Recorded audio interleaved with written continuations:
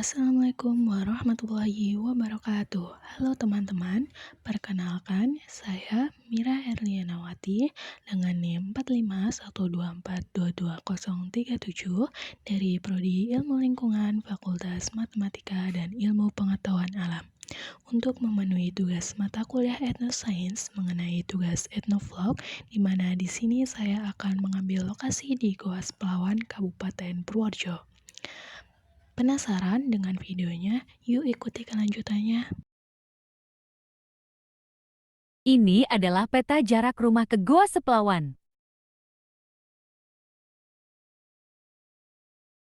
Menuju Goa Seplawan membutuhkan waktu kurang lebih 1 jam dengan jarak 24,6 km.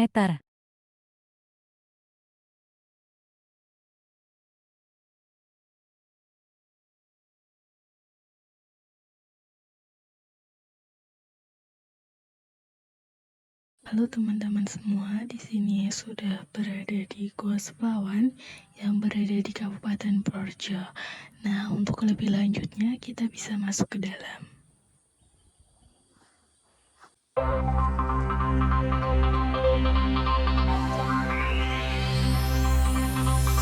Goa Seplawan tempat yang menawan, dipelukan alam, kebanggaan zaman. Di sanalah. Nah, ini adalah replika dari arca emas Dewa Siwa dan Dewi Parwati yang ditemukan di goa ini beberapa puluh tahun yang lalu, yang sekarang arcanya sudah dimuseumkan di Museum Nasional Indonesia.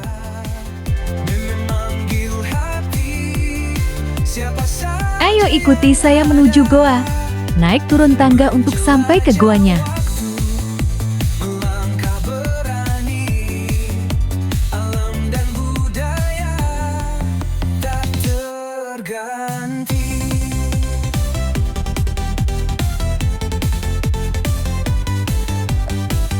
Letak goa ada di bawah sana, sebentar lagi sampai. Gemuruh air menyapa jiwa, kilau cahaya di gelap menyentuh rasa. Memasuki celah batuan untuk masuk ke dalam goa. Besar jejak kita di Goa Seplawan, semua bersuka. Oh Goa Seplawan, energi membara, memanggil hati siapa saja yang ada, menjelajah waktu, melangkah berani, alam dan budaya tak terganti. Nah, sekarang kita sudah berada di dalam goa. Ada cerita tersirat, jejak masa Dari atas saya masuk melalui lubang. ukir dekat. Petualangan memanggil takkan terlupakan. Di Goa Seplawan semua jadi teman. Nah, di sini ditemui mengenai keterangan legenda Goa Seplawan, di mana pada zaman dahulu Goa Seplawan digunakan sebagai tempat untuk mensucikan diri manusia, sehingga dikaitkan dengan tempat penemuan arca emas Dewa Siwa dan Dewi Parwati yang ditemukan oleh Bupati H. Supanto tahun 1980 adalah tempat pemujaan. Di dalam gua ini tadi ada sendang wening, di mana konon katanya airnya berkhasiat untuk membuat awet muda. Selain itu, ada replika arca emas Siwa Parwati di luar kawasan Goa Seplawan. Juga ditemukan Linggayoni dan juga situs Candi Kondo Arum dari peninggalan gua ini. Ini adalah kondisi di dalam goa. Untuk jalannya licin sehingga harus berhati-hati. Goa Seplawan tempat yang menawan, dipelukan alam, kebanggaan zaman. Di sanalah cerita perlahan terjaga, menyimpan kenangan yang Saya dan kakak saya yang sebagai kameramen mencoba untuk menyusuri aliran air di dalam goa. Untuk sampai ke aliran airnya, harus naik dan melewati celah batu dalam goa. siapa saja yang ada. Di sini harus ekstra hati-hati agar tidak jatuh karena jalannya sangat licin. Alam dan budaya tak terganti.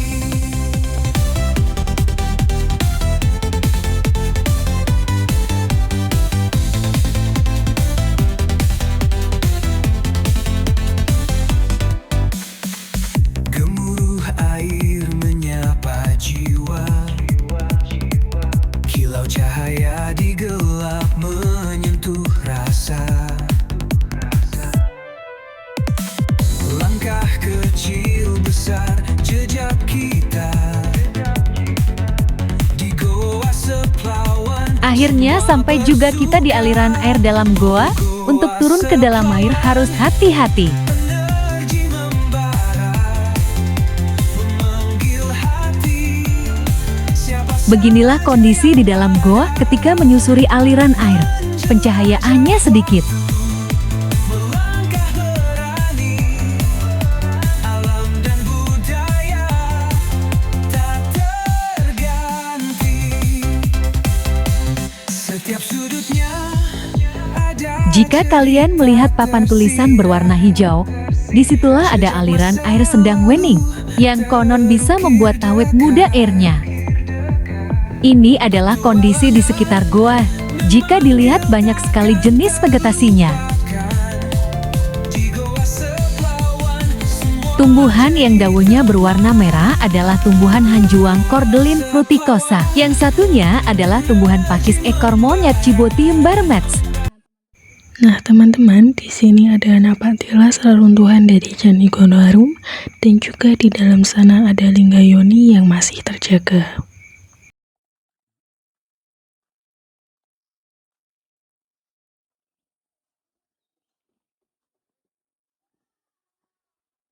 Nah, di dalam sana ada Linggayoni.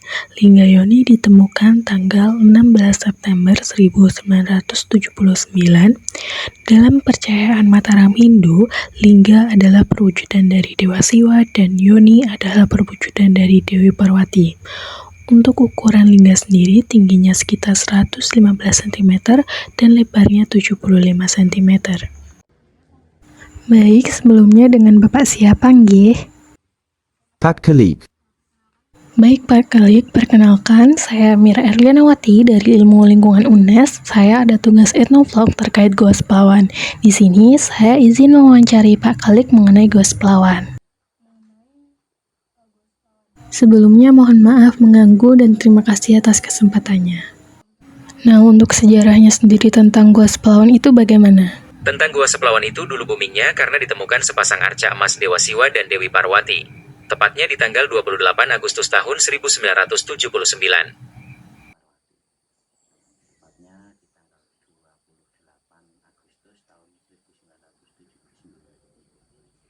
Berarti untuk ukuran arcanya itu seberapa? Tingginya 16 cm. Untuk sekarang arcanya dimuseumkan. Oh iya Pak, tadi waktu memasuki goa itu ada tulisan 750 meter, itu berarti panjang goa atau bagaimana?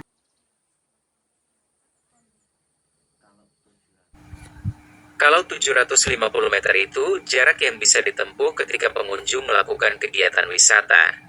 Itu aliran airnya dapat ditempuh wisatawan sepanjang 750 meter. Ini Pak, di sekitar goa ditemukan lingga yoni. Nah, itu sejarahnya bagaimana Pak?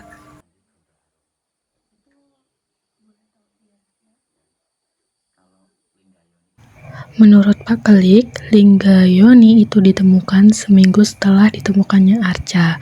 Sedangkan Candi Gondo Arum ini ditemukan dalam keadaan sudah berserak, yang tersisa hanya pondasinya saja. Tadi sempat masuk ke dalam goa, itu tanahnya seperti tanah liat atau jenis apa? Jenis tanah yang ada dalam Gua Seplawan adalah tanah liat.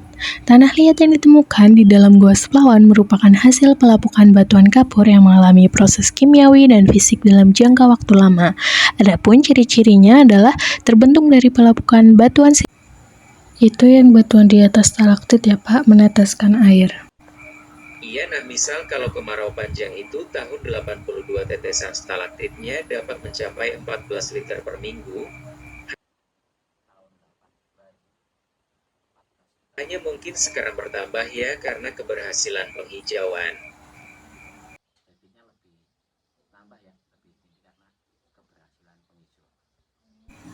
Kalau musim kemarau, misal itu air dari stalaktitnya bisa digunakan atau didistribusikan ke... Kalau air yang di dalam Gua Seplawan ini yang menggunakan air hanya untuk kebutuhan operasional goa seperti kamar mandi atau toilet. Kalau itu, hewan-hewan yang ada di dalam goa apa saja, seperti kelelawar misalnya? Kalau ditanya hewan yang sering dijumpai itu kelelawar sama jangkrik, sama udang.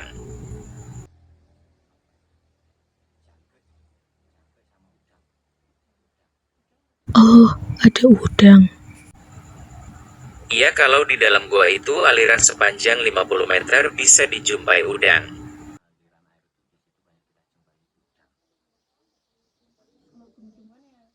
Kalau tumbuhan di sekitar sini, Kebanyakan tumbuhan di sekitar sini itu tumbuhan untuk pakan ternak. Karena masyarakat di sekitar sini banyak pelihara kambing etawa.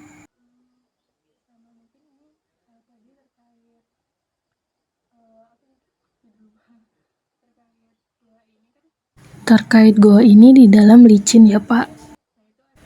Nah, untuk kedepannya ada rencana menambah pengaman untuk pengunjung yang masuk buat menyusuri air dalam goa, mungkin teknologi atau alat pengaman? Kalau hal itu, saya di tahun 2017 pernah mengajukan untuk akses ke dalam goa dipermudah pengunjung ketika masuk biar bisa menikmati dan melihat ornamen-ornamen di Gua Seplawan.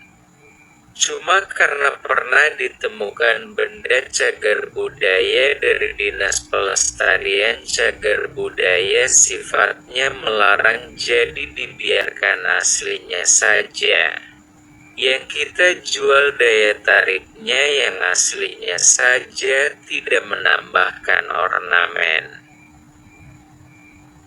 Jadi kita dan dari pihak pariwisata hanya menambah penerangan dan safety ketika pengunjung mau berwisata di dalam goa.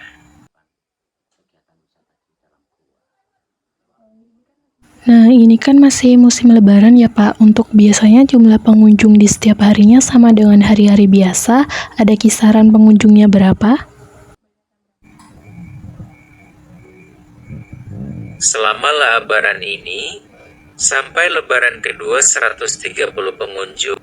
Hanya saja itu mengalami kemerosotan jumlah pengunjung yang tinggi karena sebelum Covid itu lebaran kedua sampai kelima sehari sampai kurang lebih 1.000 orang hanya saja setelah Covid kunjungan sedikit.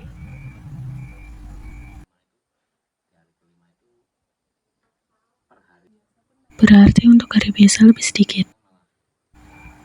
Iya sedikit, Bahkan bisa sehari tidak ada pengunjung. Baik, Bapak. Mungkin cukup sekian wawancara dari saya. Kalau ada salah kata, saya mohon maaf dan terima kasih, Pak.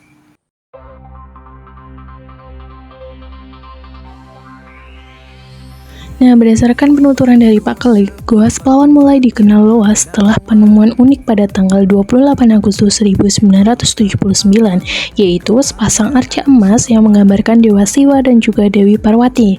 Arca ini tingginya sekitar 16 cm dan sekarang disimpan dengan baik di Museum Nasional Jakarta. Nah, teman-teman, berdasarkan wawancara dengan Pak Kelik, dengan adanya penemuan arca emas Dewa Siwa dan Dewi Parwati di dalam gua menambah nilai sejarah dan budaya Gua Seplawan, yang kini menjadi daya tarik utama wisatawan. Selain ditemukannya arca emas Dewa Siwa dan Dewi Parwati, sekitar seminggu setelah penemuan arca ditemukan juga lingga di sekitar gua. Lingga yoni ini sengaja dibiarkan tetap di tempatnya untuk menambah daya tarik wisata dan juga sebagai bukti sejarah. Ada juga sisa-sisa Candi Gondo Arum, meskipun kondisinya sudah tidak utuh, hanya berupa pondasi yang berserakan. Nah, selanjutnya Gua Seplawan merupakan gua kapur yang terbentuk di daerah Kars dengan litologi batu gamping yang mudah larut, sehingga proses pembentukannya melibatkan pelarutan batuan kapur oleh air yang mengalir melalui rekahan-rekahan di batuan sehingga membentuk stalaktit, stalagmit, tiang, dan juga sungai bawah tanah di dalam goa. Nah, tetesan stalaktit yang mencapai 14 liter per minggu pada musim kemarau panjang sesuai dengan karakteristik gua kapur yang memiliki sistem hidrologi bawah tanah aktif. Keberadaan sungai bawah tanah dan relief khas Kars yang mengelilingi gua mendukung proses pelarutan batuan dan pembentukan gua yang unik. Secara geologi, jalur susur air sepanjang 750 meter ini merupakan manifestasi dari proses pelarutan batu kapur di kawasan Kars Pegunungan Menoreh yang membentuk lorong-lorong gua dengan ornamen alam seperti stalaktit dan stalagmit. Ekosistem di dalam Gua Seplawan terdiri dari fauna khas gua seperti kelelawar, jangkrik, dan udang air tawar yang hidup di aliran air sepanjang gua. Keanekaragaman hayati ini sesuai dengan ekosistem gua yang biasanya didominasi oleh fauna yang dapat beradaptasi dengan lingkungan, minim cahaya, dan kelembaban tinggi. Adapun vegetasi sekitar gua didominasi oleh tumbuhan pakan ternak yang mencerminkan interaksi antara ekosistem alam dan aktivitas manusia di sekitar gua, terutama peternakan kambing etawa yang umum di daerah tersebut.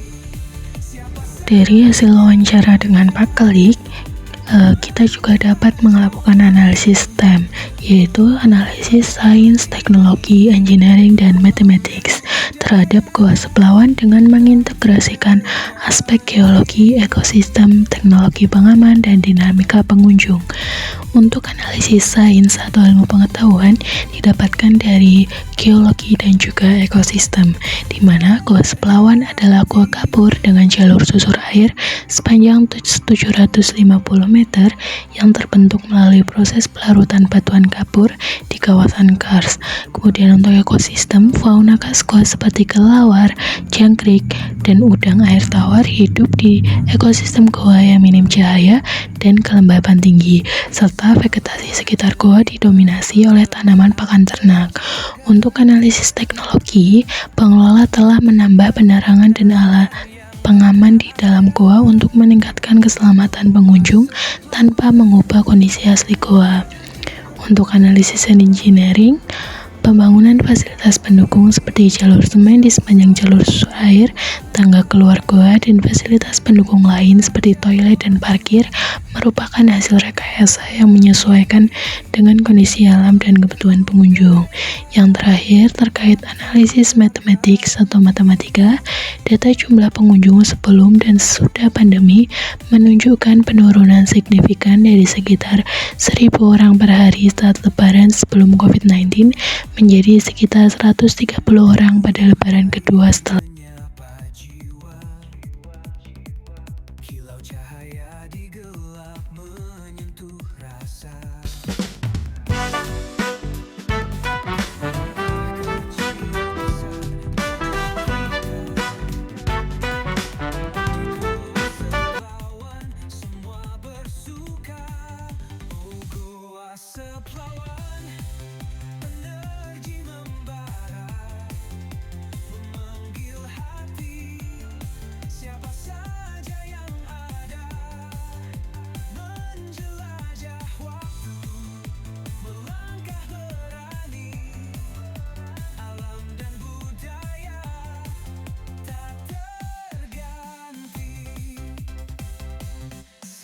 sudutnya ada cerita tersirat, jejak masa lalu terukir dekat. Petualangan memanggil takkan terlupakan. Di goa Seplawan semua jadi teman. Seplawan energi membara, manggil hati siapa saja yang ada. Menjelajah waktu, melangkah berani, alam dan budaya tak terganti.